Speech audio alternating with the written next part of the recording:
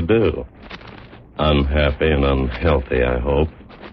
Jammed 6 families in a rundown flat, dark stairways, roof coming down, streets dirty, rent sky high, sickness all around you. Segregated in my area, I hope. Me? My name is Slums. You've seen me around. Slums are the cemeteries of the living, he says. Jim Crow is the undertaker, he says. He's the one I want to tell you about, this AME reverend, this windy city alderman. He says I gotta go. But stick around. Let me give you the lowdown on a guy who's trying to run Slums out of town. Destination Freedom.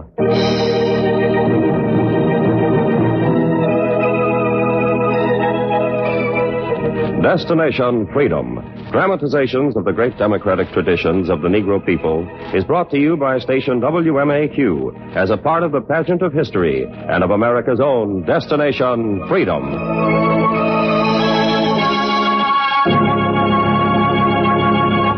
Among the outstanding aldermen of Chicago who have fought for democratic housing programs and for better race relations is the minister of the Woodlawn African Methodist Episcopal Church, the Reverend Archibald Carey, alderman of the 3rd Ward. In part by transcription, we bring you the Carey story in a chapter entitled Anatomy of an Ordinance.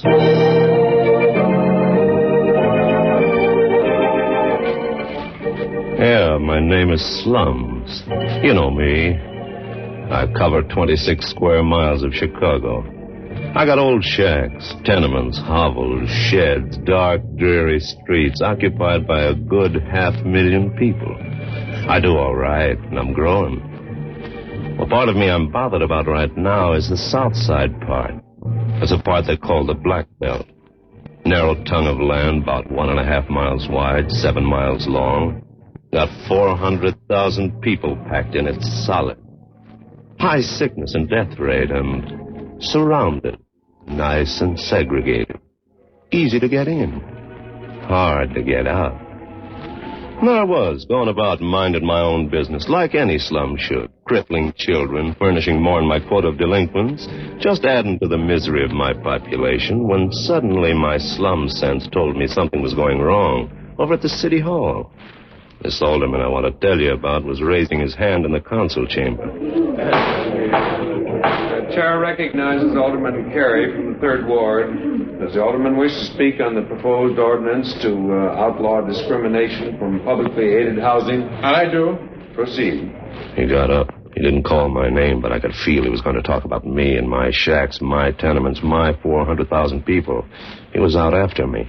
The purpose of the ordinance against discrimination in publicly aided housing is to guarantee that where public aid is provided for housing units, there shall be no discrimination on account of color or religion or ancestry. This ordinance is the simple pronouncement of a basic American principle, that where the people's money and the people's powers are used to create something, all of the people, regardless of race or creed, shall be entitled to share in the benefits without discrimination. I was bothered about this ordinance he was talking about. I could see he was after wiping me off the map. Me, who'd never done him a lick of harm. Why, I remember this alderman when he was just starting to wear long pants. He was born in my area. I went easy on him. Lots of kids around him died of consumption and malnutrition. Naturally, I wouldn't have been able to hold up my head as the best slum in the country if I hadn't given him something to remember me by.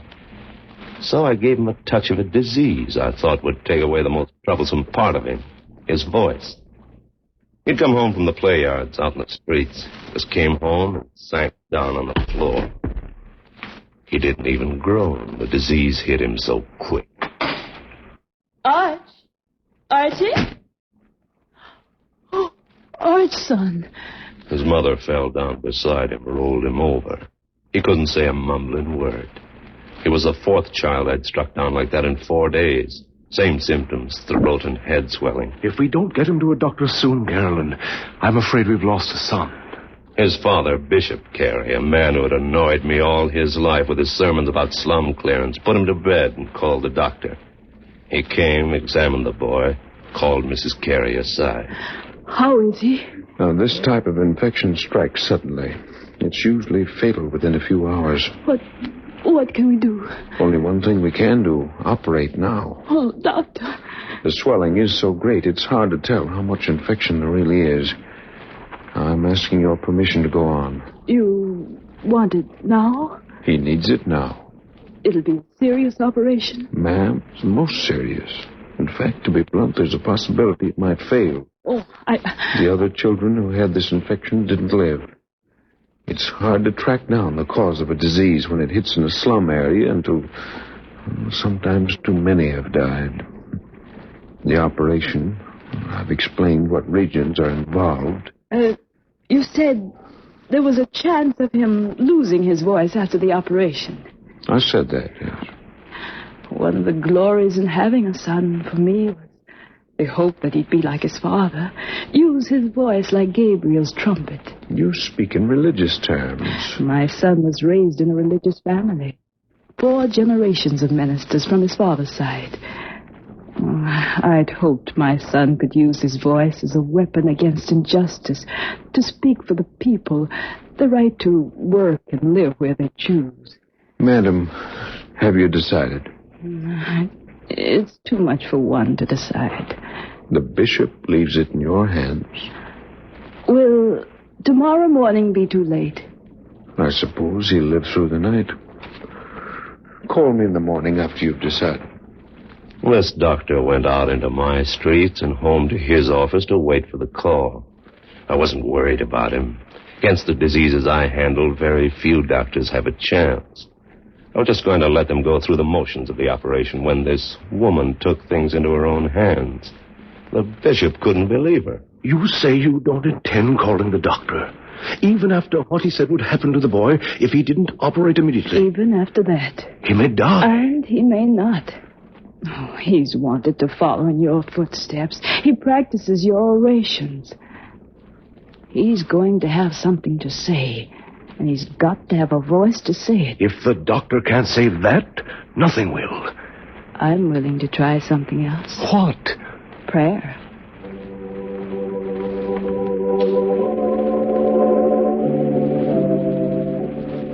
That's what she said. She'd pray over him.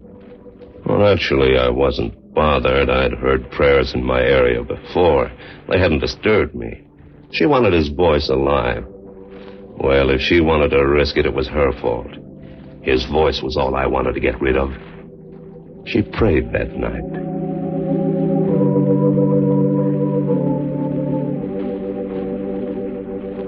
Dear God, there is so much to be done.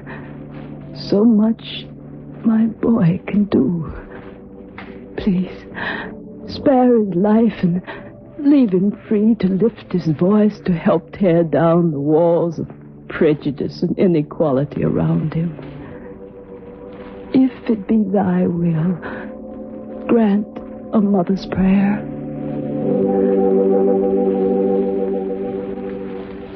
That's the way the prayer went, or words to that effect. Every night the woman was on her knees praying like Hannah, the mother of Samuel. She pledged her son to the Lord's work if he recovered. Somehow the boy slipped through my fingers. In a month he was on his feet and walking again, following his father around the city, imitating his talk and his walk. The bishop had praised him. You're well. Your voice is back. What do you intend doing with it? Speaking before the church, like you. All right. You'll be my assistant. The doors that have been opened to me will be open to you. My fights will be your fights. We'll travel together. They were not the kind of pair I usually like to see together. This bishop, who had a reputation for pointing out the economic causes of poor housing, of race prejudice and poverty, and a son who was getting to be the image of him. He went with his father to see President Wilson, ex-President Roosevelt, and to see the superintendent of schools, and all the doors were open. He stopped in to see the warden of Statesville. Well, what brings you down this way, Bishop Carey? I wanted you to meet my son, Warden. Archie, this is Warden Malley. How do you do, sir? Is he anything like his father now, Bishop? Well, I'm training him that way, Warden. Then I suppose he'll be around trying to prove every poor man in my jail's innocent. Well, if he sees innocent men coming your way, Warden, he'll come after them. Keep the door to your office open to my son. Your jail's getting crowded. He'll want to know why. His father took him around to all the places where he'd won a welcome, to political leaders, religious leaders. And this boy whose life I'd missed taking by a prayer came home one evening ready to start out as an orator. He spoke to the bishop about a contest a newspaper was running. So, it's a national contest for the best orator, and do you intend to enter it? The first prize is $1,000. I've been practicing your style. Oh, it's time you got your own style. Get in and try to win. Speak the truth. He practiced with the other orators in my area. He went up to the finals. His subject was the Constitution. The judges listened. The Constitution's language says we the people, not we the white people, not even we the privileged class, not we the high, not we the low, but we the people. And since all citizens are people, they are included in the benefits for which the Constitution of America was ordained and established. The true and only true basis of representative government is equality of rights.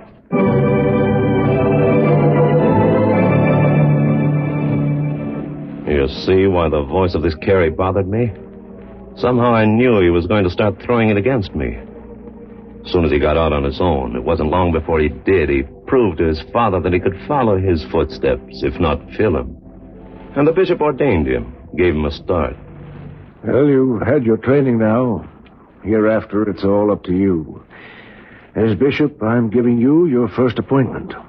It'll be at Woodlawn. Woodlawn? It's a small church now, just 49 members in the congregation.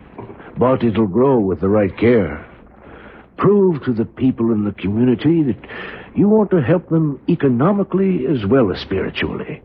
Break down the walls of segregation that surround this community. And 49 members will be more than enough to start with. This is your chance. Yeah, this was his chance, and he took it. He surveyed the little Woodlawn church and began building its congregation. I guess they liked what he was preaching about politics and poverty, about jobs and Jim Crow. Parishioners started coming to him with their problems. It was when one came with a problem peculiar to the neighborhood that my troubles began. A widow started it off. When I'm troubled in spirit, Pastor, your sermons usually help me. I'd hoped you could advise me what to do about my property. I've examined your case, Mrs. Williams. I'm afraid the answer is not spiritual. No.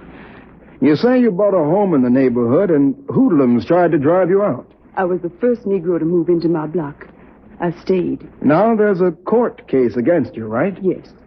Some of my neighbors are saying there's a restrictive covenant that covers this community, bars the sale of property to Negroes and Jews.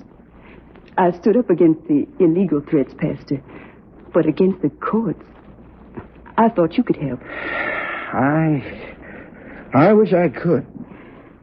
I know very little about the law in these matters, but I do know that to put special property rights above the equal rights of people is a sin in the eyes of God. It must be made illegal in the eyes of man. I don't know very much about legal matters, Mrs. Williams, but I'm beginning to see now that if I really want to help with the problems of my parishioners, I've got to go where those problems are. Out in the community, where the restrictive covenants are. And then into the court. You see, when he started out attacking me, sure, I had a few restrictive covenants helping me corral the colored folks of the city inside that 4 square miles I told you about. Otherwise, how could a good slum get started?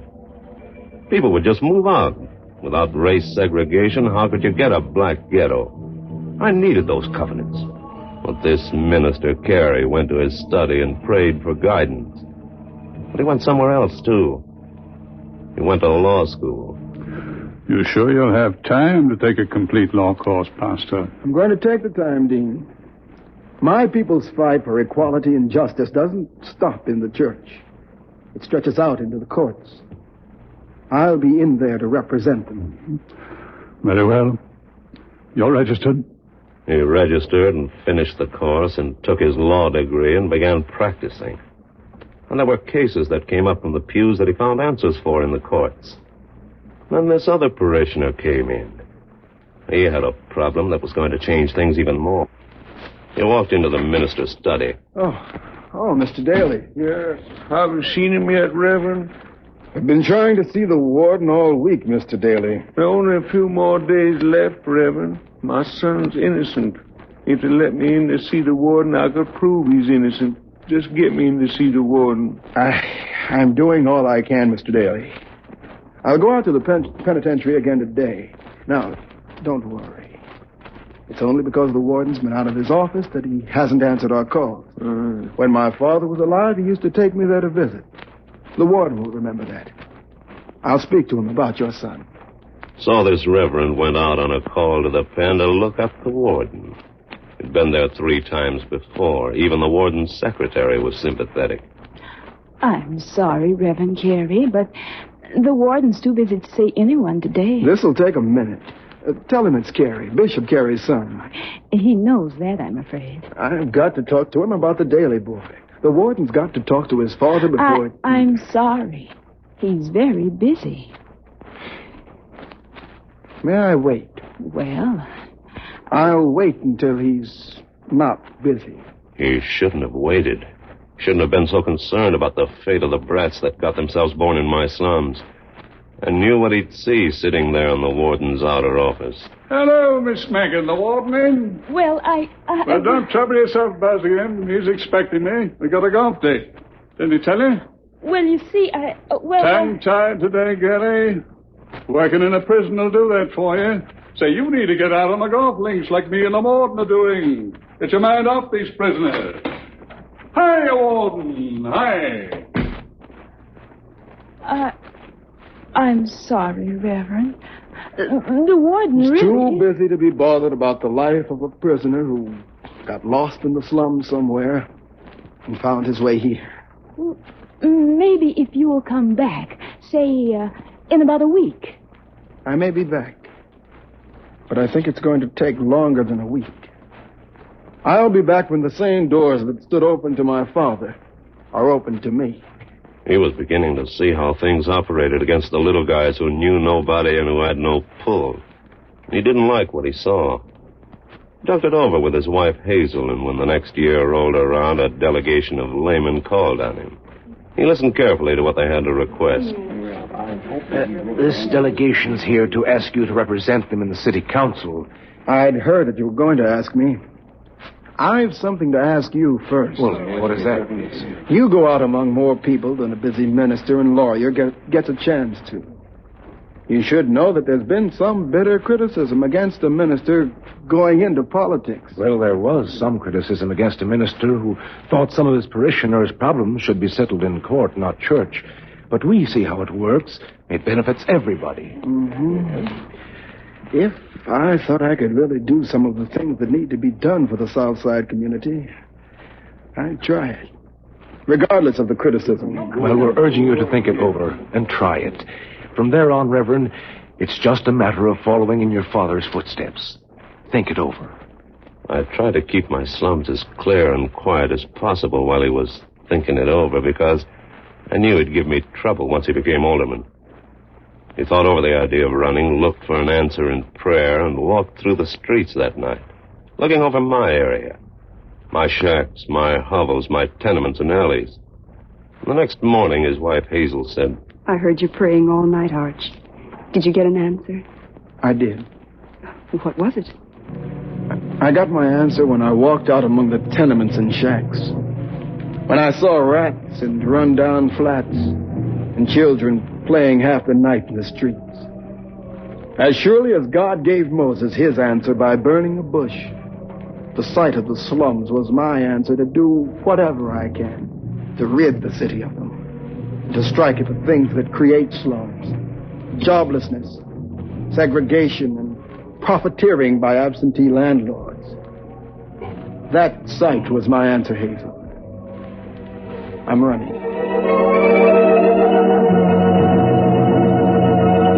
And before I knew it, I heard him downtown in the city hall. Now raise your right hand and repeat after me. I, Archibald J. Carey. I, Archibald J. Carey. Do solemnly swear that I will support the Constitution of the United States and the Constitution of the State of Illinois. Where he was, taking the oath of office, swearing on this very Constitution he'd won an oratorical contest talking about. After that, he kept his eyes on activities in my area. And when 7 Negro war veterans escaped from my slum and moved into a housing project in Fernwood, naturally I had my allies, hoodlums and race fanatics who swarmed over the grounds, threatening to burn the place down.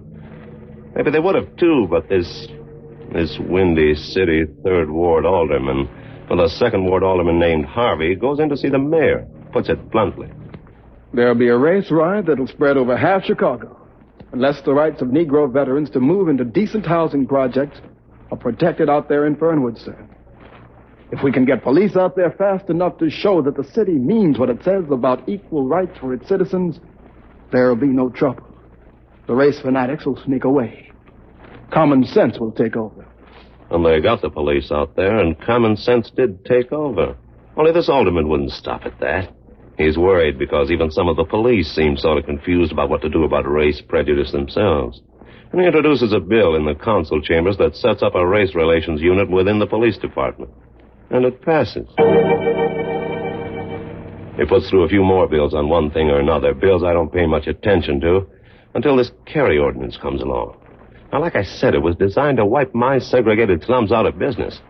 He was on the subcommittee on housing, and together with Alderman Becker, Kells, Weber, Merriam, and 7 others, they put in an ordinance which was going to do away with segregation in housing built with public funds. And he went stomping through the city, talking in nearly all of the 50 wards before churches, clubs, and realtor conferences, trying to get support before the time to vote on the ordinance came up. And it was at one conference where I was sure he had me pinned down.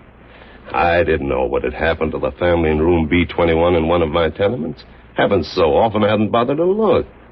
But this minister alderman was waiting to tell the conference of realtors about it. They were impatient. Chairman called him to the speaker's table. The Reverend Archibald Carey ready to tell us about this ordinance of his? Time's very short. So is my speech, gentlemen. I'm not what I'd call an expert on housing.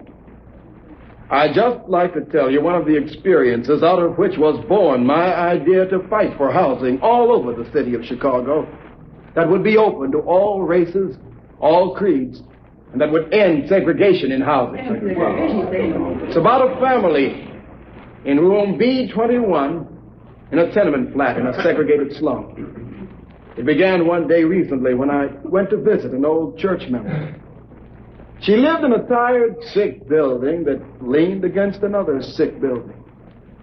This one was so sick on the inside that the door of room B21 was stuck tight when I knocked, and a woman finally opened it.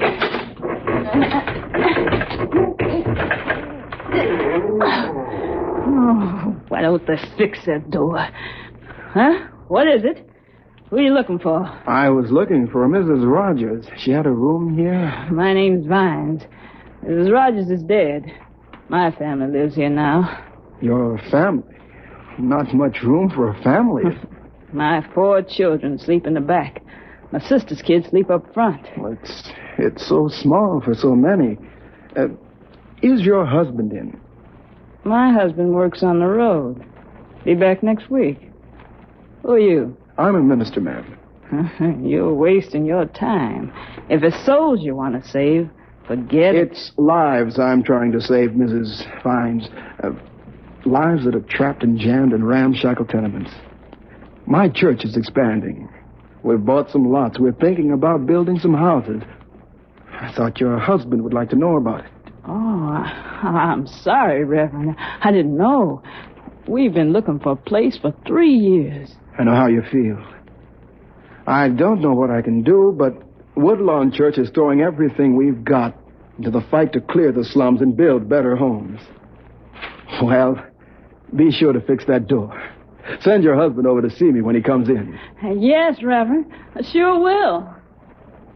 I walked out into the sunlight, gentlemen, and it came over me that living inside B-21 were 9 people and a tight door that would swing wide open if death knocked on it. Is that all, Reverend? Not quite. It's got to be. We're sorry. There's no time. We'll put the question of support of your housing ordinance on our agenda. It's on too many agendas now.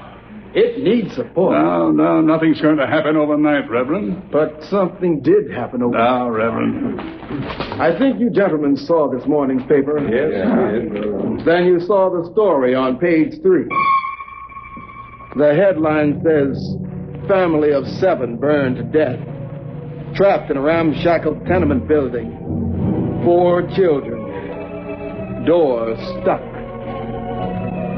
They'd been trying to find a decent house for 3 years. Well, you can't blame me for that, can you? Happens in my area kind of often. Yeah, I could just hear him now standing up in the city hall talking for his ordinance. There are spiritual slums as well as residential. The prime purpose of the redevelopment program is to clear the slums. But to build the finest houses on a Jim Crow basis or ghetto pattern is to try to remove blight by transferring it from a tract of land to the human spirit. The slums are the cemeteries of the living. Jim Crow is the undertaker. Both must disappear from American life.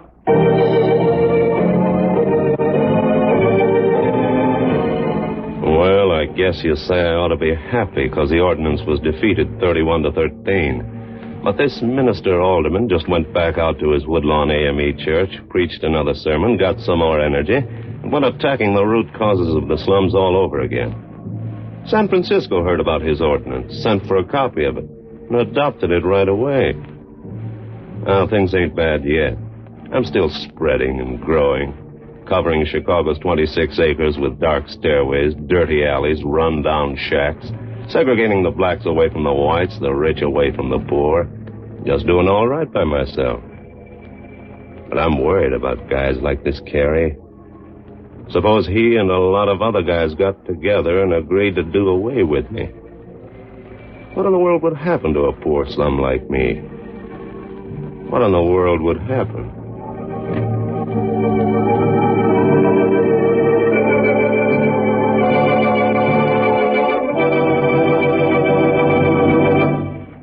And now, ladies and gentlemen, it gives us great pleasure to bring you the voice of Mr. Archibald Carey himself.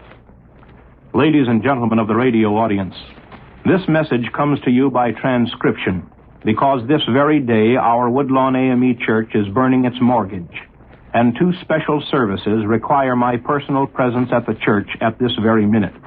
However, I am deeply grateful to station WMAQ and to the facilities of this outstanding program, Destination Freedom, for the high honor of being selected to appear on this series.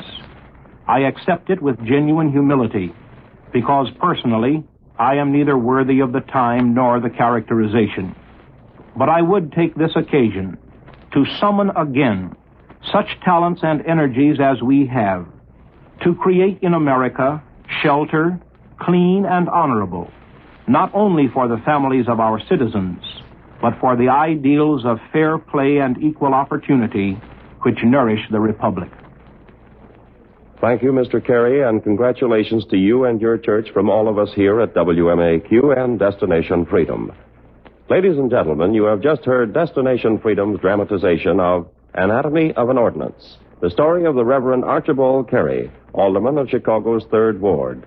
Destination Freedom is written by Richard Durham and produced under the direction of Homer Heck.